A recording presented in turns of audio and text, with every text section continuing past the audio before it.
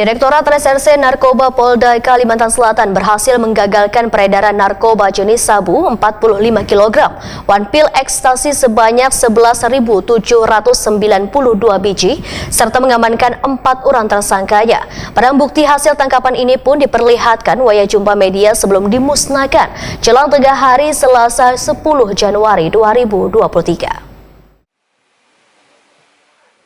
Direktorat Reserse Narkoba Polda Kalimantan Selatan berhasil menggagalkan peredaran narkoba jenis sabu 45 kg, one pil ekstasi sebanyak 11.792 biji, serta mengamankan 4 orang tersangkanya. Barang bukti hasil tangkapan ini pun diperlihatkan waya jumpa media sebelum dimusnahkan jelang tengah hari Selasa 10 Januari 2023.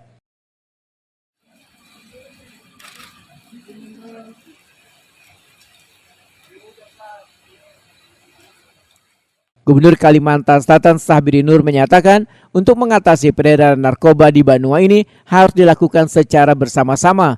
Jika tidak, maka peredaran narkoba ini kada akan pernah habis. Bagi kita semua, dan ini memang harus kita hadapi.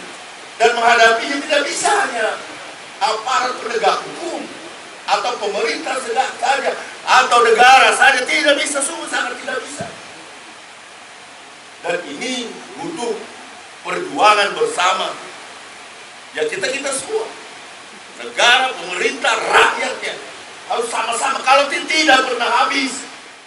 Sementara itu Kapolda Kalimantan Selatan Irjen Polisi Andirian R. Jayadi memandangkan tersangka yang diamankan ini merupakan jaringan narkoba internasional mulai dari Malaysia masuk melalui jalan darat wan laut ke Pulau Sumatera Utara, Jawa Timur, Kalimantan Selatan.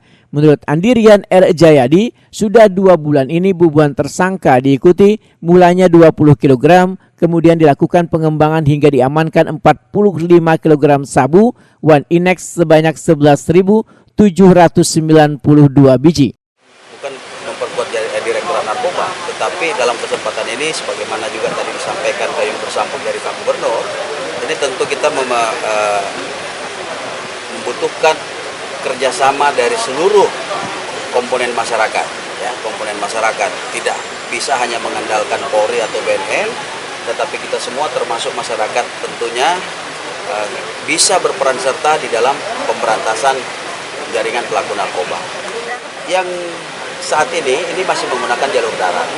Memang kalau melintasi pulau, ya pasti tetap menyeberang lautan, tapi itu yang paling safety karena mereka membawa barang dalam jumlah besar, menggunakan ransel. Kalau mereka menggunakan pesawat, ini kan paling pasti cepat terdeteksi. Mau tidak mau mereka selain jalur darat juga menggunakan jalur laut.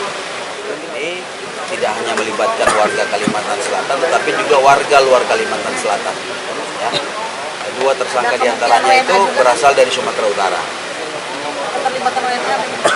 Untuk pengungkapan ini sampai saat ini belum.